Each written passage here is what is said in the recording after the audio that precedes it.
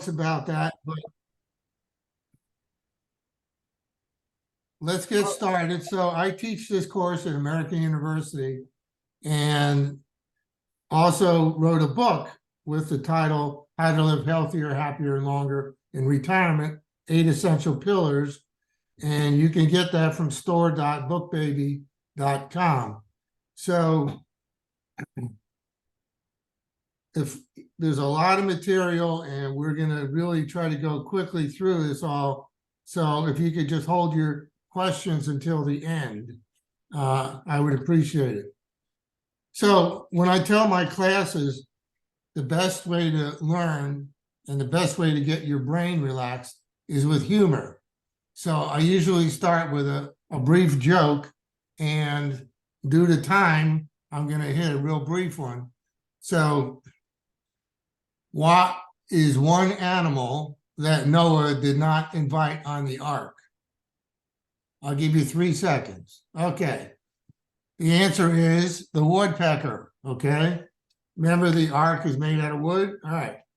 So I see some people smiling, hopefully, and your brain is a little bit more relaxed.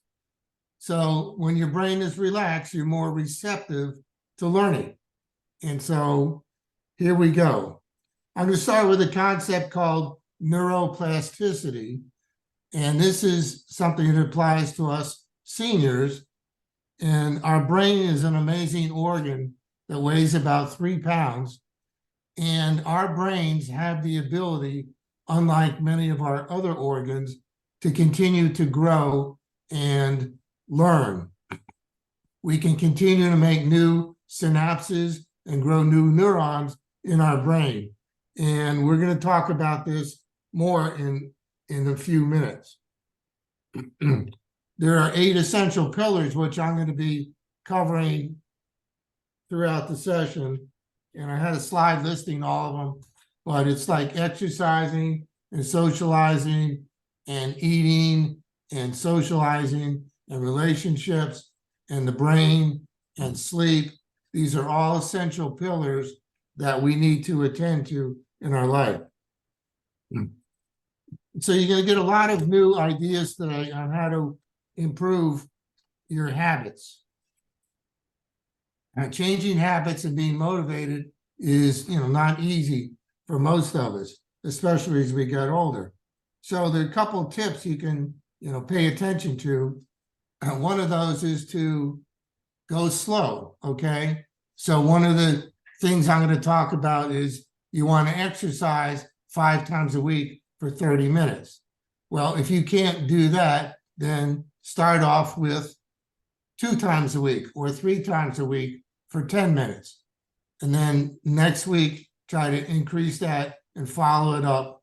And gradually you can get into the full-time and better and healthier habit. All right, let's talk about the brain health pillar. There's several things that we need to do in our senior years to keep our brains happy and healthy and surviving longer. First one is hydration. Now, I'm going to talk about this more in a few minutes, but we have to drink water to increase the circulation in our brains. Another thing we need to keep our brain healthy is getting sleep. We're going to need 7 to 8 hours of sleep a night. All this information you're getting, most of it is evidence-based and research-based. Exercise. I just mentioned exercise, but that's another key factor for our brain's health. 5 times a week for 30 minutes. And there's some new studies that show that actually women need less exercise than men to gain the same benefits. But we will elaborate on that a little bit later. You got to eat healthy brain food, okay? So certain foods like blueberries, walnuts, fish, beans, these are all good foods that help our brains. And you want to be careful with the amount of ethyl alcohol that you drink. Wine, beer, mixed drinks. Our senior brains are not as able to consume and digest a lot of the alcohol that we are used to taking. So there's certain vitamins that are important, vitamin D, B12, these all help the brain function better. We also want to reduce stress to keep our brains healthy. So if we are stressed, that inflames the brain, the whole body, and that's not going to help it also. Another one is socializing, okay? So the number one factor that they found that will impede dementia from the JAMA Neurology, publication is socializing. So we're going to talk about that. And you want to get your vaccines and medical checkups annually. That is really important to know how your body is changing and, what you need to increase or change. So make sure you get your annual physicals and brain vaccines, not just for your brain, but your whole entire body. There's several little things that we can do daily with their little puzzles and games we can play for improving our brains, such as, Sudoku, crossword puzzles, simple math. And if any of you, play an instrument, playing an instrument is good, or learning a new language is also good exercise for our brains, okay? All right, let's jump to hydration. I mentioned that, but every morning we want to drink 4 to 6 ounces of water.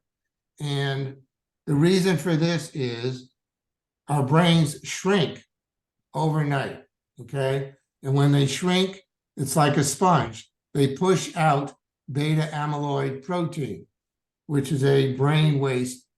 And then in the morning, our brains expand again, okay? But if we drink water, it really helps the brain to expand to its fullest and get rid of any residual beta amyloid protein plaque. The reason they found this out and recommend this is they did autopsies on people who died of Alzheimer's, and they found an excessive amount of beta amyloid protein plaque. So you want to get into this habit of every morning after you brush your teeth, okay? Because you want that toothpaste to adhere to the enamel on your teeth. Then wait about 5-10 minutes and then drink your 4 to 6 ounces of water, okay? All right.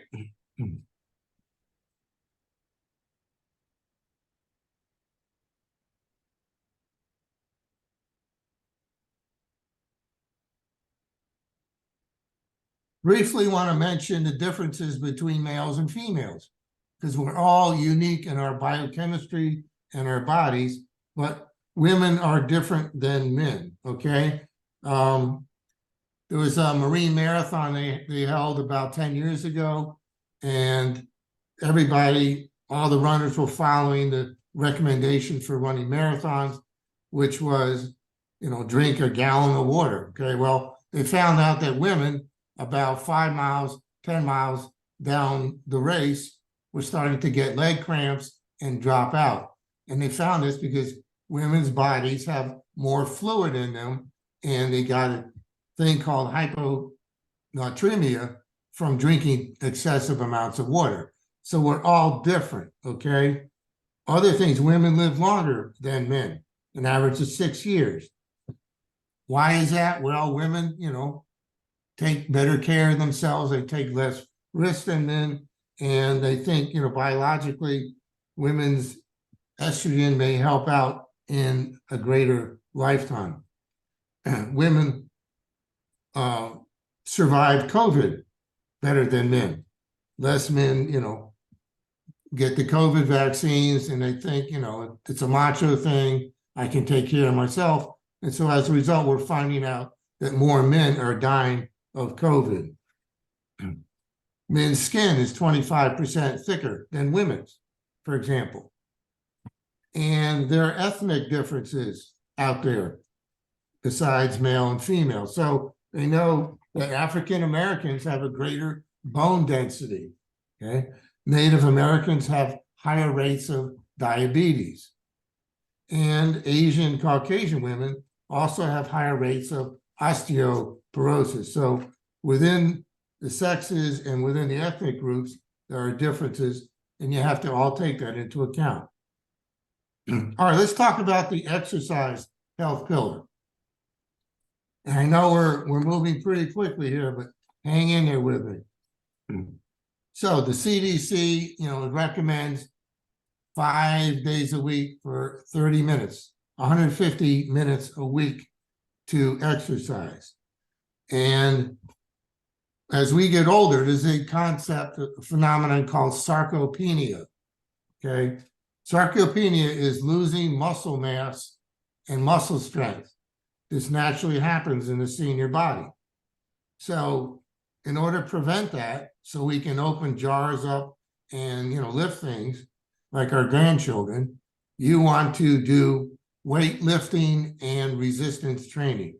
And it can be, very small stuff like 5-pound weights or, heavy, cans, whatever you want. But that's to counteract sarcopenia. Okay. Another thing which, I have everybody do in my class is balancing. Due to today's late start, we're not going to get a chance to do that, but, write this down. So every day you want to practice balancing. Okay. And the way you do that is you can hold on to the back of your chair and balance on one leg for 10, 15 seconds and then switch, okay? So why is this important? Well, they found out that 1 in 4 of us seniors is going to fall by the time we're, 65. And the greatest cause of senior fatalities from injuries is from falling. So you really want to work on your balancing to prevent that from happening. Another thing you can do is just walk in a straight line. So many benefits of exercising, and besides longevity and improved sleep and appetite, and they also found that it produces less wrinkling in our skin. So I know a lot of people, women, are concerned, and to know that. Also slows down cardiac illnesses, dementia, hearing loss, and cancer rates. A recent study found that women who exercise have a reduced risk of getting Parkinson's disease by 25%. So try to change all those habits and practice that as much as you can. Another thing I talk about is not sitting too long. So, us seniors, now that we're retired, we think, I'm just going to sit in front of the TV, or I'm going to sit in a lounge chair and read, all day. Well, that they found out is not very healthy for you. It contributes to dementia, cardiac issues, and diabetes risk. So the recommendation is do not sit longer than 8 hours a day.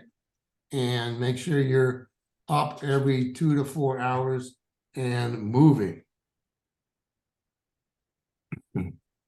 Okay, then I talk about play, all right? Play is important not only for our brains and our whole body, but it dissipates stress, anxiety, and depression, okay? And play also teaches us social skills. So, a lot of people, seniors, are learning how to play pickleball now. Pickleball is a great active sport, gets your heart pumping, and it's really good to socialize. So think about getting out regularly and playing, and that can be part of your exercise regimen. So I play pickleball maybe 3 times a week, and the other 2 or 3 times I'm in the gym working out. or taking walks. Walking is also an excellent way of getting exercise. All right, we got to jump now to the healthy eating pillar, okay? It's really important as we age that we eat properly. And in our stomachs, we have trillions of bacteria called microbiome. And these microbiome are also like our second brain. Because in the microbiome, in the intestines and stomach, we produce a hormone called serotonin, which helps calm us down and helps deal with muscle development. So sometimes, when we're upset or stressed, you feel the stress in your stomach, okay? The stomach is connected to the brain by the vagus nerve, and they're both working together. So I found that, for example, my microbiome changed too. And this will happen to many people. I used to be able to eat, crinkled potato chips. And now if I have one or two, my stomach feels like I ate some lead balls. So make sure you eat well, get, key vitamins, which are D for us, and check with your doctors because you may have a deficiency in one and need to get it, a supplement. Us seniors also need more protein, okay, in our diets. Because our muscles are weakening, we need to feed the muscles with protein. So meat and fish, nuts and eggs and yogurt and beans are good protein sources for us. All right, let's jump to nutritional numbers for adults. Salt and sodium, okay? These are factors that we have to watch out for. So for adults, it's 12 to 1,300 milligrams of salt or sodium per day. If you go to the movie theater and you get a box of small popcorn, you're going to find it has 1,500 milligrams. Or I love going to McDonald's and getting a crispy fried chicken sandwich. Well, I found that has 1,090 milligrams of salt in it. That's almost my entire day's requirement for salt. So you really have to be careful. Sugar, that's another requirement that seniors have. For women, it's 20 to 25 grams of sugar. Which is about 4 to 6 teaspoons. And for men, 36 grams or about 9 teaspoons of sugar a day, okay? So if we have too much sugar, that could lead to obesity issues, diabetes issues, and cardiac issues. So keep an eye out when you go shopping, how much sugar you have in your food product. For example, I love Dr. Peppers, all right? Well, I used to go and get a 12-ounce Dr. Pepper and learn that has 38 grams of sugar in it, okay? That's more than my daily requirement of sugar. So luckily I found that Dr. Pepper is now making reduced size 7.5 ounce cans, and that's what I'm getting, drinking that once a week. So everybody knows about the nutrition facts labels, okay? When you buy a food item, look on the back of it and you'll see the nutrition facts label. That will help you know how much sugar and fat and salt and calories that we are ingesting. And that's really a key. Everybody should be educated about nutritional facts labels. They're also going to tell us how much cholesterol we, should have in each food item. So there's two different kinds of cholesterol. One's the lousy kind, which is the LDL, and then there's the good kind, which is HDLs. So you're going to get the lousy kind from stuff like fatty meats, from butter and fried food and ice creams, okay? Those are not the healthy cholesterols. So keep in touch with that by reading nutrition facts label. Nutrition facts will label how much protein in the food item and dietary fiber. And we need dietary fiber, especially in our senior years, to help us, prevent loose stools, getting diabetes and high blood pressure. All right, if you want to lose weight, all right, well, there's some simple things you could do. And kind of the biggest ones are you got to exercise every day, okay? Or at least, 5 times a week. You have to lower your intake of fatty processed foods, and you have to lower your simple carbohydrates. These are things like candy, cake, cookies, sodas, okay? All of those factors contribute to your weight gain and loss. So you want to make sure that you're on top of that. And then I also, in my class, talk about there's certain foods out there now that we need to be aware of. Researchers are finding out that dark chocolate, okay, has lead and cadmium in it. These are metals which are not healthy for us. So I don't like to do product endorsements, but Ghirardelli's chocolate is one of the healthier ones, or an organic chocolate. And just remember and know that sodium takes the calcium out of our bones. So you want to be really careful about that. So losing weight is, again, exercising, cutting your simple carbohydrates, and fatty foods. All right, let's go down to the psychological, emotional health pillar. So what's important there is exercising again, right? Exercising is one of the keys that we can do. So by exercising, we produce endorphins, okay? These are the feel-good hormones which help us to feel happier.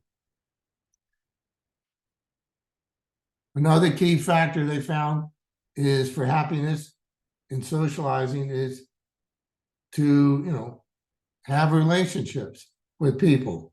Always constantly, talk to someone every day and share your feelings, okay? And be a good listener. So these are all factors that contribute to emotional happiness. And touch is another important one, okay? Us seniors, we lose a sense of touch as we age in our fingers.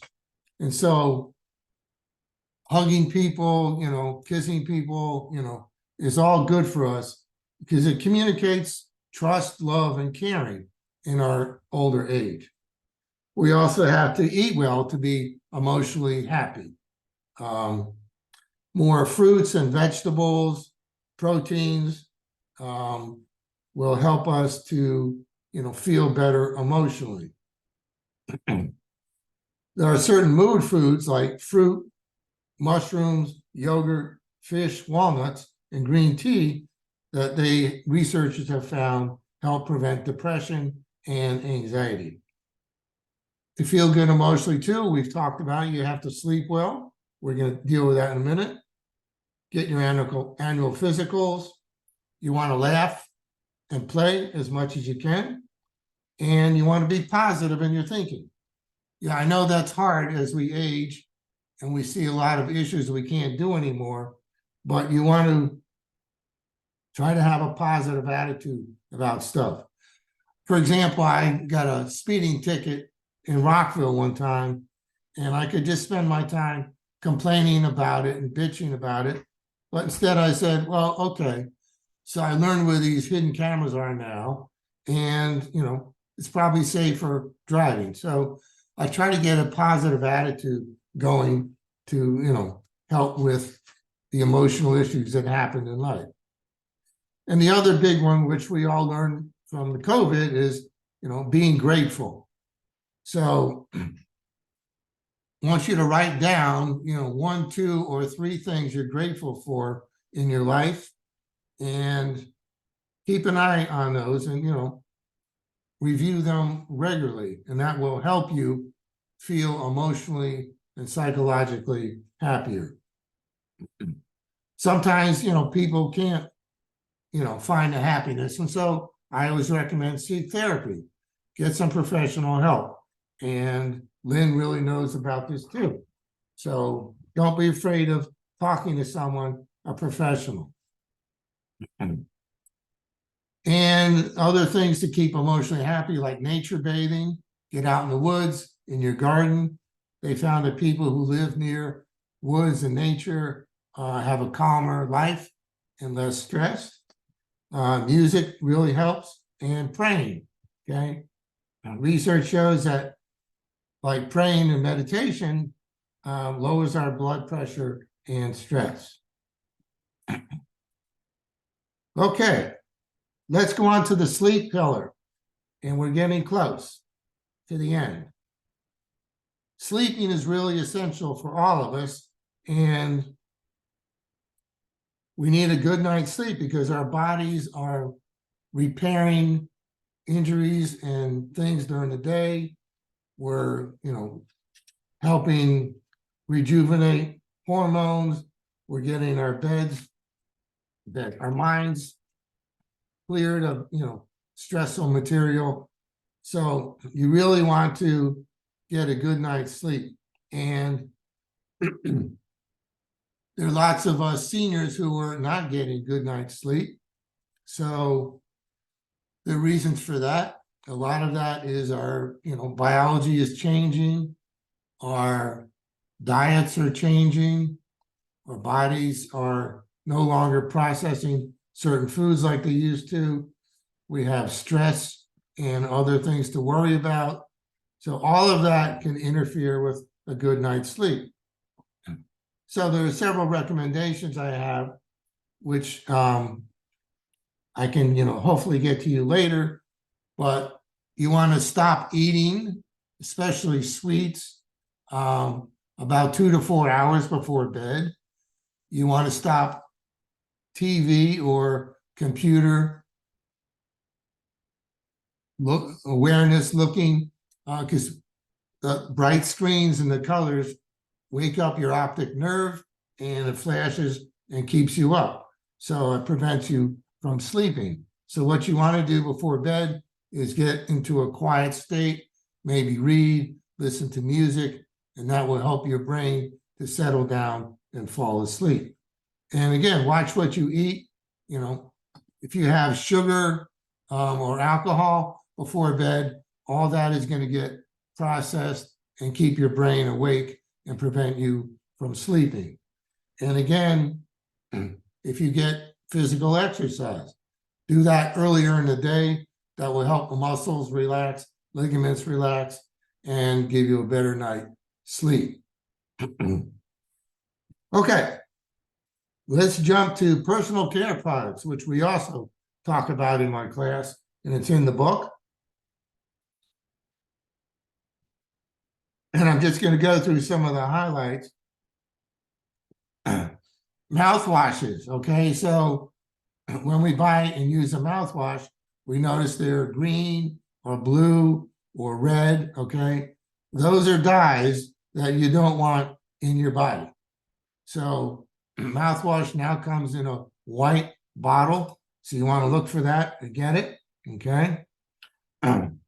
Shampoos and soaps have a chemical called sodium lauryl sulfate in it, and that really removes oils from our skin, but they found out it does it excessively. And so you want to get shampoos and body washes and soaps without that maybe list natural oils or anything organic in those realms will really help. Toothpaste. So why do you think there's a warning on every tube of toothpaste? Well, this is mostly for our grandkids and children, but fluoride, if ingested, which kids, tend to do, can cause something called fluorosis, which occurs and can stain their teeth and affect their intestinal linings. So make sure you tell your children or grandchildren, watch the kids, make sure they spit out the toothpaste and rinse their mouth out. Our deodorants. Look on your deodorant for a substance called aluminum, okay? And usually what I recommend and have my students bring to class is a magnifying glass. So they could, see all these tiny, tiny ingredients. Aluminum in deodorants is not good. It clogs the pores up and stains clothes. So perfumes and colognes and, deodorants, they might list fragrances on them. Well, these are synthetic petroleum-based chemicals, and they can cause lung irritation, headaches, depression, et cetera, et cetera. So you want to look for perfumes and colognes and deodorants with natural oils or extracts. Anything organic is really, really good. Then I have a slide on household toxins. Well, the key here is your stove burners, okay? If you have a gas stove like I do, you turn it on, there are lots of chemicals coming out of there which are not healthy. Nitrogen dioxide comes out of there, formaldehyde comes out of there, methane. So if you use the burners on your stove, which most of us do, make sure you put on your air vent on your stove or open a window, okay? That's really important. So these are household chemicals that we're finding out more and more that go on. And then there's everyday socializing and environmental germs that, are out there. You all know about, COVID. Well, when COVID was going around, they're saying, make sure you wash your hands, okay? And that's really important because COVID germs can, be transmitted on elevator buttons, okay? At birthday parties. What happens there? Well, we light the candles and the person blows the candles out. Well, their breath is full of germs and bacteria, and that's how COVID got transmitted. So now I recommend get a cupcake with a candle in it, have the birthday person blow that out, and then cut the clean cake so you don't spread the germs all over the place. All right, let's jump to the key to happiness.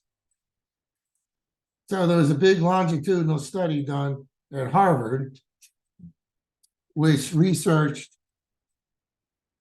what are the key things that make us happy, okay? And what they did is they followed, a huge class of students for 75 years. And at the end of that, and after about 75 years, they said, what are the things that you found in life that make you the most happy? It wasn't power, it wasn't money, it was relationships, okay? So relationships are the key to being happy. And I want to repeat that. Relationships are the key to being happy and healthy relationships. So then I talk about how do you have a healthy relationship? Well, that requires good communication skills. There's a real important one called reciprocal communication, which means if I ask you a question like, hey, how's your day? What did you do today? Okay. You answer me and then you say, and what did you do today? How are you today? So you want to reciprocate in your communication. If you don't do that, okay, then you're not going to learn anything about the person you're trying to relate to and get close to.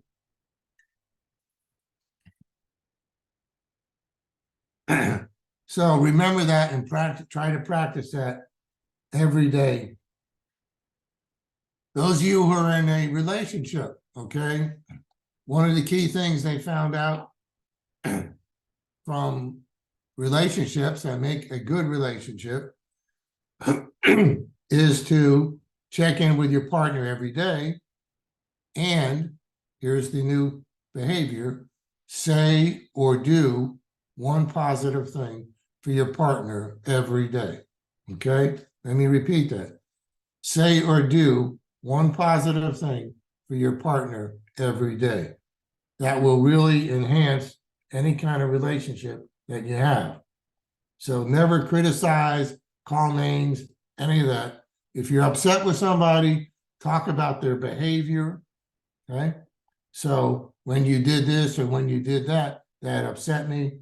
So you want to really be concerned and careful about that. And if those of you who have friends out there, enhance your relationship by celebrating their birthdays, any other, anniversaries they have, and really appreciate them. And again, touch your friends, give hugs, everything else. Right. Then I have, we're getting real close to the end, but I have a couple slides on spirituality. So being spiritual is not necessarily going to church or temple or whatever, but it's being one with the world. It's being good to other people. It's being good to animals, and it's helping the environment, because we are all one, and that's important. And then I have a big thing on pollution, since I'm an environmentalist, but the plastic pollution. And usually, if you could see me, I have a sheet of paper here. This is a eco-friendly laundry strip. You can see how thick it is. If you can start using these, you will save a lot of plastic and liquids, chemical liquids. This is the greatest thing since sliced cheese. So eco-friendly plastic, not plastic, but laundry detergent strips. Of course, most of you are probably shopping with cloth bags. That's a good way to do it, and keeping plastic out of our environment. Okay. I'm going to wrap it up there and just say that everybody should have a purpose in their life in your senior years. So think about, what you're good at, what you're learning, and how you can contribute to society and the world, with your knowledge and your talents and everything else. Volunteering is an excellent way to have a purpose in life and feel happy and spiritual and fulfilled. So thank you very much, Brad. You've certainly covered a wide range. Towards the beginning of your presentation, you had mentioned the importance of drinking water. Right. And a question did come in asking if decaffeinated tea substitutes for water when you first wake up in the morning. And I wonder if you could address that. Sure. That's a very common question I get. How about coffee or tea? And I say, okay, that's good. It's got a liquid, but you want to give your brain pure molecules of hydrogen and oxygen. That's the best thing for your brain, okay? Because the cells in the brain are looking for that. They don't want extra molecules of caffeine or sugar or other stimulants. So if you don't remember water, okay, go ahead with your healthy coffee or teas, but water is the best. Try your 4 or 6 ounces every morning, and then you can drink your coffee on and on. Thank you. So we welcome anybody else with questions to unmute or to put it in the chat, and I'm happy to share or to ask Brad questions for you. Brad, Carol Kelly here on the board of Georgetown Village. Thank you very much for joining You're us. welcome. You have a wide range of topics here that you address under the heading of healthier aging. Where do you find resources, reliable resources for all the materials that you present, and what sources might we be looking to update ourselves? Well, there's a lot of websites. Healthyliving.com is one of them. There's, the physical exercising, one of the, I'm blocking the name right now, but they give you regular exercises that, really can help. Look in the health section of the paper I think it's Tuesday, Health and Science. They list a lot of really good articles on healthy aging dynamics. Okay. And buy my book. I've got it all listed in the back there, in the footnotes and the, biographies. Thank you very much. You're welcome. Thank you, Carol. I see we have a question from another Carol. Do you want to unmute, please, to ask your question? Hi.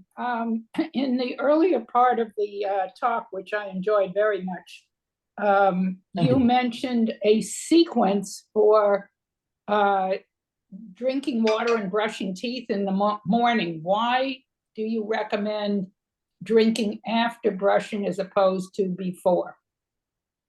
The reason is I spoke to my dentist about this, and he said, Brad, you brush your teeth, you're putting toothpaste on the tooth enamel, okay?